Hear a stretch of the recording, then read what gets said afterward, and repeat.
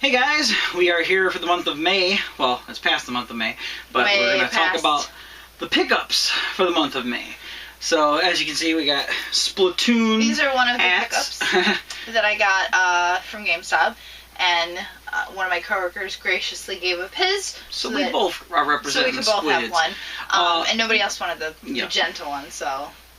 Apparently this is a girly color. I'm wearing our local town Syracuse colors, I guess, with the I guess so. You get a little fuzzy on there. Probably. I feel like I got like dreadlocks going on. I know. This thing. Hey man, come down to the bottom of the ocean, man. You look like some like tweaked out pope. Yeah, I know. I'm pope. Like bow down before the squid lord. Do you have time to talk about the squid lord? The squid lord. Okay, we're getting way too weird. So anyway, we have a lot of stuff because this was obviously you've seen some of the stuff from the garage sales, and that because of garage sales and even like finding doubles at garage sales in the flea market, that has been able to fund even more stuff. And this also includes the Rochester trip that I went to around Cinco de Mayo, and all those pickups. So you'll now see everything that we got if we didn't show anything before, and we're going to go into detail about a few pickups. So stay tuned, and we'll see you. Stay tuned. You better stay tuned. Stay tuned. Stay. We Good. will come after you. Stay.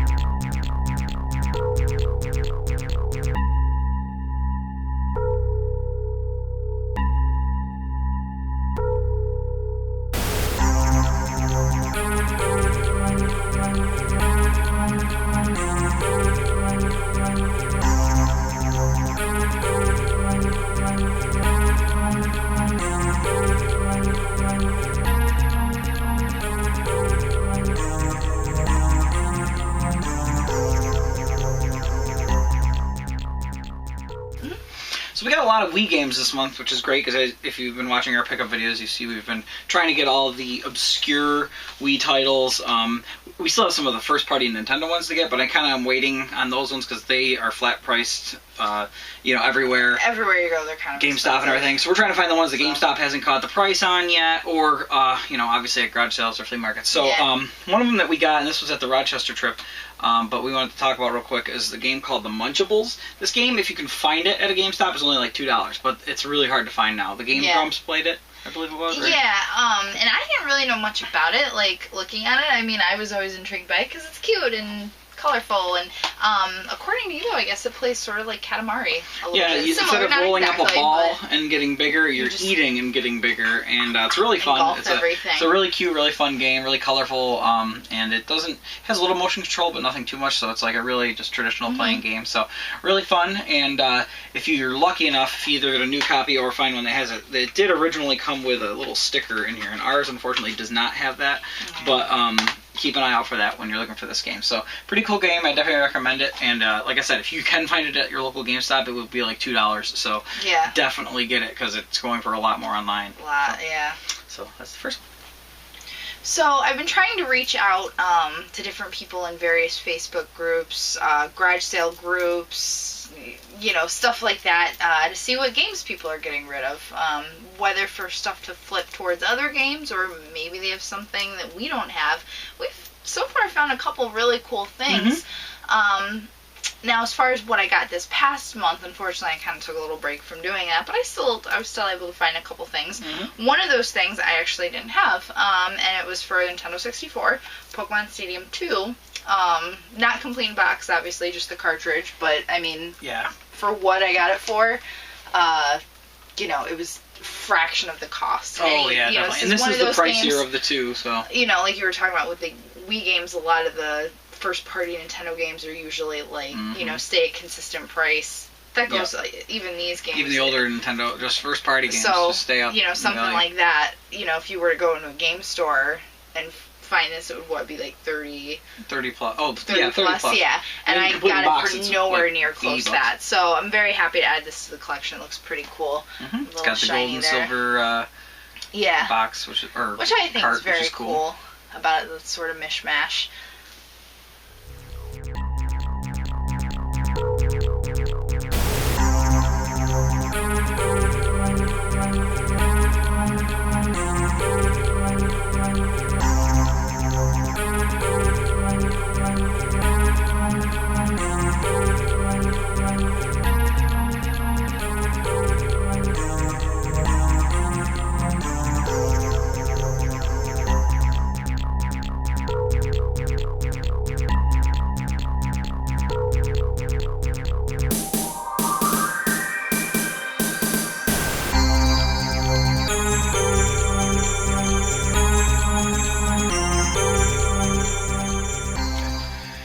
When we were at Rochester, I was at Rochester because you weren't at that, but Cameron and I went.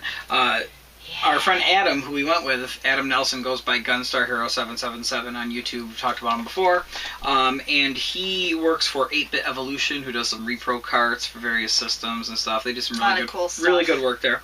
And on this trip, since we were getting our group of friends together, he actually made some repros for all of us, and we each got a little something, which was really cool. And Adam knows that I like games by the company Treasure. And this was one that never came out over here for the Game Boy Advance, but it's in a really cool DS case. And I might be butchering the name, but it's called Hajime no Ippo, and it's kind of like a Punch-Out type game, but made by Treasure. Really colorful graphics, really cool, and it's got a nice little slipcover on here. And, I like that slipcover. And no manual, but it's cool how it holds the cart, and the cart's blue. So pretty cool little repro of a game that I would probably have never played otherwise. So thank you, Adam, for that, and it's really cool. And definitely check out their site, and they go to cons too. 8-Bit Evolution, got some really good stuff that they have there. So very cool. Something that I got, not necessarily rare or different or anything. This came out last month, right? In May? Yeah, it came out ago, but I purchased it in May.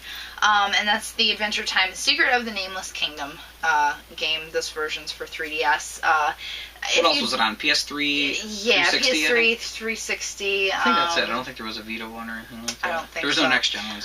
But it's actually really cool. I played the second one in this Adventure Time series. Really liked it. That played a little bit differently. Something I noticed with these games, they each play differently. This one in particular is kind of taking more of like a Link to the Past type Very of Link to the format. Past. Even has like an inside joke about it. Yeah. Like in the beginning, you know, raining, it's raining. You know, you have to find. Now, I don't really watch Adventure Time, so I'm not super familiar with the characters, but I mean, they're cute, they're awesome. This dude is who you're playing as. Is that one Flynn? Finn. Yeah. I'm sorry, I totally butchered it. Jake and Finn, I think. Jake, yeah, and Jake's calling after you from the basement of a castle, just like Zelda. Which you have to get to via a secret passage just outside the gate under a bush. So they knew they were homaging that. Yeah, and it makes a lot of jokes and stuff to that. It's hilarious. It's very cute. But it plays well. It plays very, very well. Definitely the best of these games. If you're a huge Zelda fan like myself, you're going to love this game. Yeah, you can avoid the second game in the series. It's not supposed to be as good as a dungeon crawlery one that's kind of repetitive. First one is kind of like Zelda 2, Adventures of Link. It's like a side-scrolling adventure RPG, so that's pretty cool too, and I'm glad the third one came back to being a pretty quality title. So, and they're all for 3DS as well as some other systems, but the 3DS fits well for those games. This one's the best, so yeah, check that out.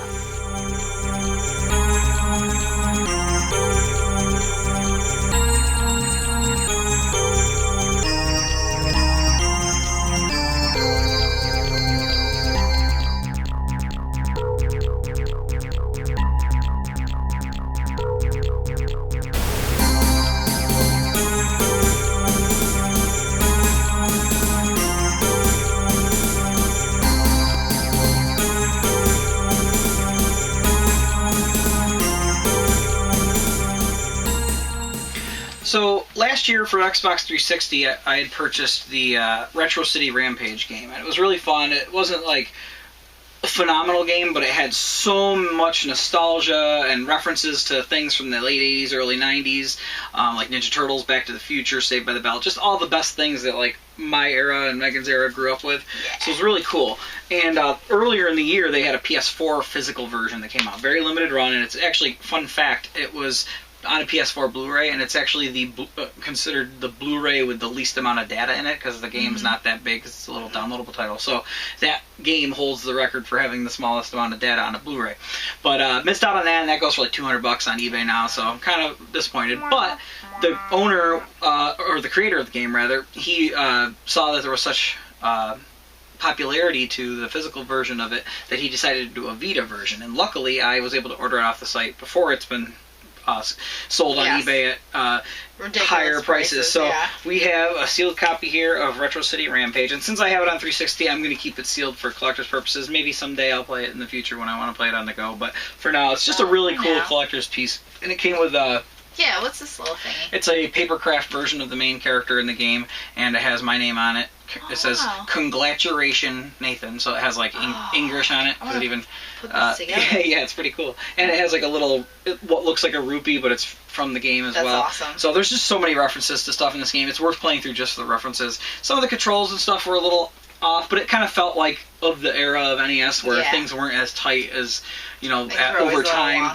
Yeah, because it was so early back then. So it really is almost taking the homage too far, but it is really fun. I like the game a lot, and it's cool to have this in our collection. They can never go too far. They can never go too far. Never.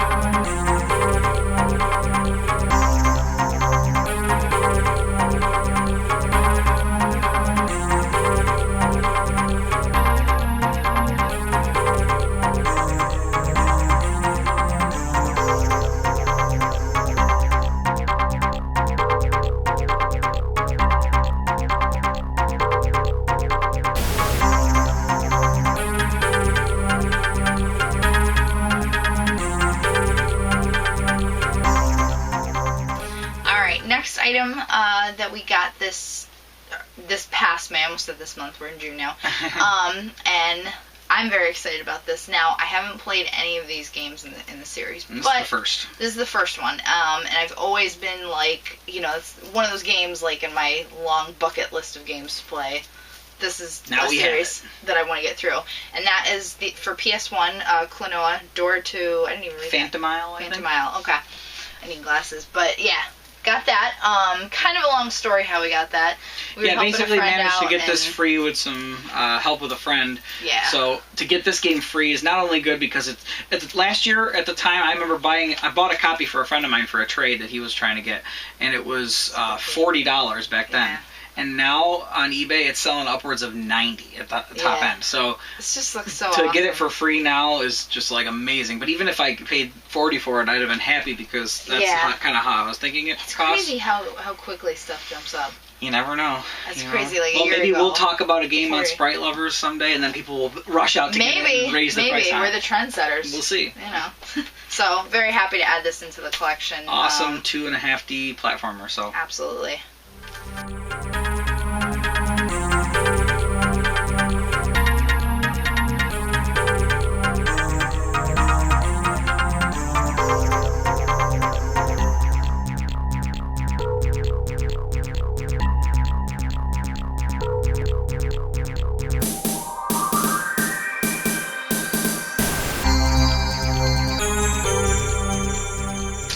So this is the crown jewel of the month that we got. Creme de la creme. Creme de la creme. And this, la creme. But this game is something we've really wanted for a while.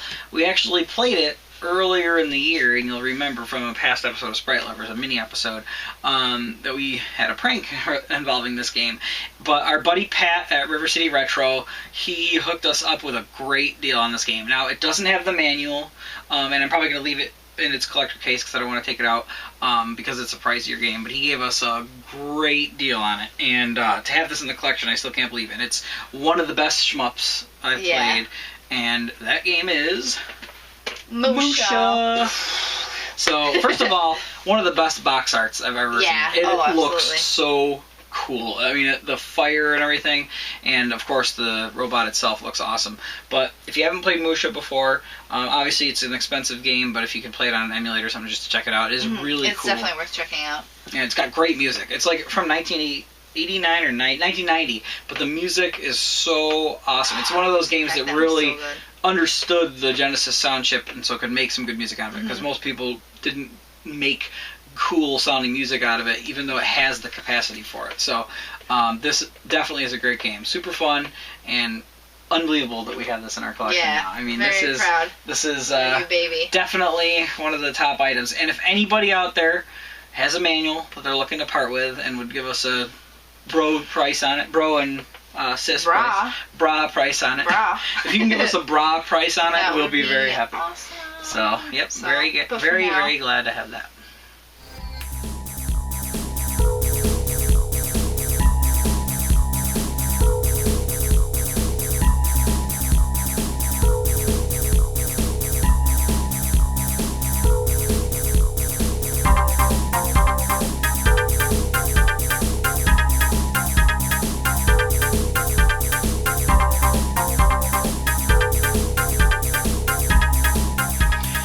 Well, that is our May pickups. A lot of stuff, as you saw.